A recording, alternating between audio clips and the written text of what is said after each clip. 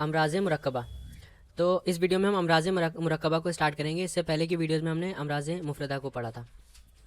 तो चंद बीमारियों के बदन में इकट्ठा हो जाने का नाम अमराज़ मुरक्कबा नहीं होता है, बल्कि इसका मतलब ये होता है कि जो अमराज़ मुफ़रदा हमने इनमें पहले पढ़ी थी, जैसे सूए मिजाज, सूए तरकीब और तफर्रुक इत्तिसाल, इनमें से दो या ज़्यादा अमराज इस तरह जमा हो जाएं कि वो मिलकर एक मर्ज़ बना लें। यानी दो या फिर दो से ज़्यादा अमराज एक साथ में अगर मिल जाते हैं, तब जाके हम इसको अमराज़ मुरक्कबा बोलेंगे, और इनका इलाज भी एक ही हो। इसकी एग्जांपल्स क्या हैं? औराम और बसूर। इनको डिटेल में हम आगे देखेंगे। तो हम पहले का एक चार्ट देखते हैं। जब हम अमराज़ मुफ़रदा पढ़ रहे थे तो ये चार्ट हमने पहले देखा है कि जो अमराज़ हैं वो दो तरह के हो सकते हैं, अमराज़ मुफ़रदा और अमराज़ मुरक्कबा। तो जो अमराज़ मुफ़रदा होते हैं वो तीन तरह के होते हैं: सूए मिजाज, जिसकी हमने बाद में 16 किस्में देखी थी, फिर सूए तरकीब और तफर्रुक इत्तिसाल, जो असल में डिसकंटिन्यूएशन होता है। तो अमराज़ मुफ़रदा इसमें मुफ़रदा से अमराज़ मुरक्कबा कब बनेगा? जब इन तीन में से जो ये जो तीन मुफ़रदा हैं, इन तीन में से दो या फिर दो से ज़्यादा एक साथ में अगर मिल जाते हैं, तब जाके अमराज़ मुरक्कबा बनते हैं। औराम। तो औराम को हम इंग्लिश में स्वेलिंग और इन्फ्लेमेशन से भी रिलेट कर सकते हैं। अब वरम है क्या? तो वरम वरम में अमराज़ मुफ़रदा की तीनों जिन्स है। तो अमराज़ मुफ़रदा में जो हमने तीन जिन्स पढ़ी थी, जो सूए मिजाज थी, सूए तरकीब थी और तफर्रुक इत्तिसाल, तीनों पाई जाती हैं।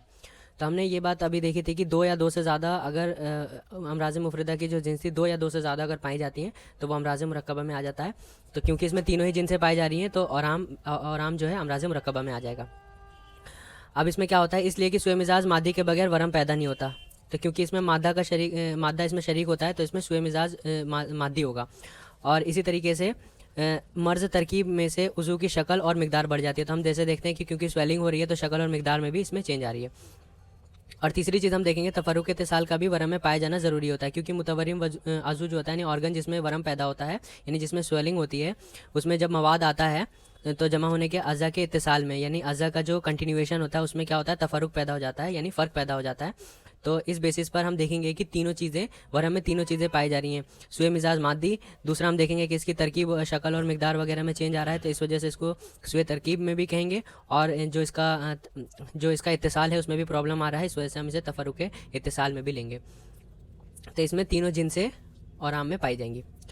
अब एक इंपॉर्टेंट पॉइंट हम यहाँ पे देखेंगे कि वरम के बारे में कदीम अतिब्बा का ख्याल था कि वो सिर्फ नरम आज़ा में पैदा होता है। यानी जो पुराने फिजिशियंस थे, उनका मानना था कि वरम जो होगा सिर्फ नरम अज़ा में होगा। लेकिन जो इब्न सीना थे, ये पहले शख्स ऐसे थे जिन्होंने कहा कि हड्डी में भी वरम कबूल करने की सलाहियत होती है।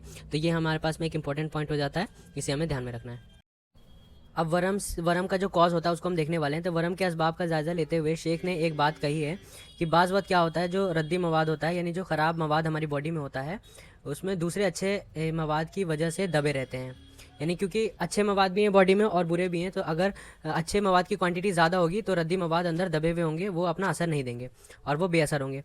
बाद में जब ये अच्छे मवाद किसी वजह से बदन में खारिज होते हैं, यानी किसी वजह से जो अच्छा मवाद खारिज हो गया, जैसे इस्तफराज की बार सोतों में, तो अगर अच्छा मवाद खारिज हो गया है तो अच्छे मवाद की क्वांटिटी कम हो जाएगी, और जो रद्दी मवाद होगा उसको चांस मिल जाएगा आगे उभरने का। तो इस केस में क्या होगा? रद्दी मवाद मुअस्सर सूरत में उभरते हैं और इन्हें अमल करने का मौका मिल जाता है। तो तबीयत इनसे क्या होता है? अजियत पाती है, इसको प्रॉब्लम होती है, दफ़ा करने की कोशिश करती है, यानी इसे बाहर निकालने की कोशिश करती है जो रद्दी मवाद है उसको। तो इन मवाद के दफ़े का रुख, यानी बाहर निकालने का जो रुख होता है, वो क्या होता है? ज़्यादातर जिल्द की तरफ होता है। तो जिसके नतीजे में जिल्द में दूसरे अमराज की बनस्बत बकसरत औराम व बसूर पाए जाते हैं। तो इस वजह से जिल्द में जो औराम व बसूर जो हैं वो ज़्यादा होंगे। तो ये जो कॉन्सेप्ट अभी हमने देखा, इसको हम अपॉर्चुनिस्टिक इन्फेक्शन जिसे हम कहते हैं, जो मॉडर्न में हम पढ़ते हैं अपॉर्चुनिस्टिक इन्फेक्शंस, इससे रिलेट कर सकते हैं। ये नहीं है, लेकिन हम इसको समझने की कोशिश करते हैं। तो अपॉर्चुनिस्टिक इन्फेक्शंस में भी क्या होता है? आमतौर पे जो बीमारियां हमारी पैथोजेंस के थ्रू नहीं हो पाती हैं, जैसे आमतौर पे जब हमारी बॉडी नॉर्मल कंडीशंस में होती है, तो जो बीमारियां नहीं हो पाती, जो इन्फेक्शंस नहीं हो पाते, अगर ऐसा केस मिलता है कि हमारी बॉडी में इम्यून सिस्टम जैसे वीक हो गया, जैसे HIV के केस में इम्यून सिस्टम वीक हो जाता है, तो ऐसे टाइम में क्या होता है? ऐसे बीमारियों को अपॉर्चुनिटी मिल जाती है, और क्या होता है? हमारे जो इन्फेक्शंस की जो क्वांटिटी होती है वो बढ़ जाती है। तो सिमिलरली यहाँ पर भी इसी तरीके का कुछ सिस्टम बन रहा है कि अगर अच्छे मवाद कम होंगे, तो जो रद्दी मवाद है उसको मौका मिल जाएगा आगे बढ़ने का, और उसमें क्या करेगा? वो हमारी बॉडी को प्रॉब्लम देगा, और इसकी वजह से जब रद्दी मवाद को बाहर निकालने की कोशिश की जाएगी, तो औराम व बसूर हमारे जिल्द पे बहुत सारे। अब हम देख रहे हैं तकसीम औराम। औराम की तकसीम क्या होती है? वरम की तकसीम कई लिहाज से की जा सकती है, लेकिन जिन मादों की वजह से वरम पैदा होता है उनके लिहाज से इसकी तकसीम ज़्यादा बेहतर की गई है। चुनांचा वो मवाद जिनसे औराम पैदा होते हैं 6 हैं। अब 6 तरह के मवाद होंगे जिनसे वरम पैदा होगा, इसकी तकसीम भी 6 तरह की हो जाएगी। खून, बलगम, सफरा, सौदा, मायत और रियत। तो अब इसको हम कैसे समझेंगे? इनमें से जो दमवी और सफरावी होंगे वो वरम हार होंगे, और बाकी जो और बलगमी, सौदावी, माई और रिही ये सब वरम बारिद होंगे। तो इसको हम याद इस तरीके से करेंगे कि सबसे पहले हम इसको हम रिलेट करने वाले हैं। पहले का जो कॉन्सेप्ट हम पढ़ चुके हैं, दम, बलगम, सफरा, सौदा अखलात में। तो अखलात में हमने पढ़ा था कि 4 तरह की खिल्त हो सकती है, दम, बलगम, सफरा और सौदा। अब हम इसको देखने वाले हैं कि इसका जो कैफियत थी वो क्या थी। तो दम जो है हार और रतब था, बलगम बारिद रतब, सफरा हार याबिस और सौदा बारिद याबिस। तो इसमें से हम देख रहे हैं कि हार वाले इसमें से 2 हैं। एक तो दम है, वो है हार, भले ही रतब है लेकिन हार रतब है। और जो सफरा है वो क्या है? वो भी हार है, भले ही याबिस है लेकिन हार यानी हार याबिस है। तो दम का जो कैफियत बन रही है वो है हार रतब, और जो सफरा है वो हार याबिस। तो ये दोनों हार हैं, तो इन दोनों को हम हार वाली कैटेगरी में लेंगे, यानी वरम हार की कैटेगरी में ले लेंगे। तो हम देखेंगे कि जो दमवी और सफरावी जो वरम होंगे वो वरम हार हो जाएंगे। इसके अलावा जितने भी वरम होंगे उनको हम वरम बारिद में लेंगे। तो इस तरीके से हम देखेंगे कि 4 तरीके की तो दम, बलगम, सफरा, सौदा से बन जाएंगी। तो उसमें दमवी, सफरावी, बलगमी और इस तरीके से हो जाएगा। और 2 और बनेंगे, मायत और रियत। तो मायत का जो कॉन्सेप्ट है वो माँ से है, यानी जिसमें मादा जो है पानी हो। तो हमने अरबिक में पहले ही पढ़ा था कि माँ यानी वाटर होता है। और रियत का जो कॉन्सेप्ट है वो री से है, जिसका मतलब होता है एयर। तो इस तरीके से 6 तरह के हमारे पास में औराम की तकसीम हो जाएगी। बस हमें ये ध्यान में रखना है कि अखलात में जो हमने हार पढ़े थे जिनमें हरारत होती है, जैसे दम और सफरा में, तो यही वरम हार है। इसके अलावा जो बचे हुए जो 4 होंगे वो वरम बारिद होंगे। अब हम वरम हार को और डिटेल में देखते हैं। वरम हार में सिर्फ वही वरम शामिल नहीं होते जो खून और सफरा से होते हैं। तभी हमने देखा था कि जो खून और सफरा था, इन दोनों केस में हार कैफियत थी, तो इस वजह से इसको हमने वरम हार में लिया था।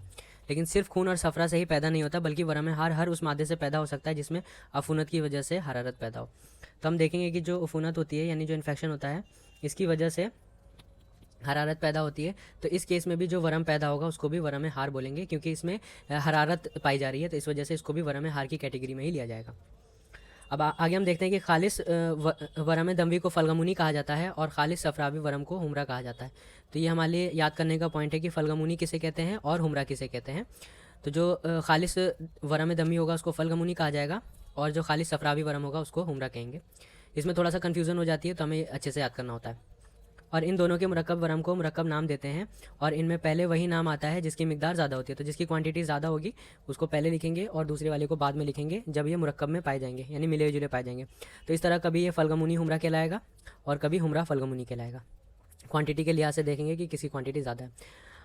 वरम में जब पीप पड़ जाता है यानी पस पैदा हो जाता है तो इसे खराज कहा जाता है। अब हम वरम हार में इसका लास्ट टॉपिक देखने वाले हैं, यानी वरम हार के दर्जात देखने वाले हैं, स्टेजेस। तो वरम हार के 4 दर्जे होते हैं। पहले जिसको हम कहते हैं दर्जा इब्तिदा। तो जैसा हमें नाम से पता लग रहा है कि दर्जा इब्तिदा क्या है, स्टार्टिंग है। तो इसमें क्या होगा, मादा माऊ फजू की तरफ आने लगेगा।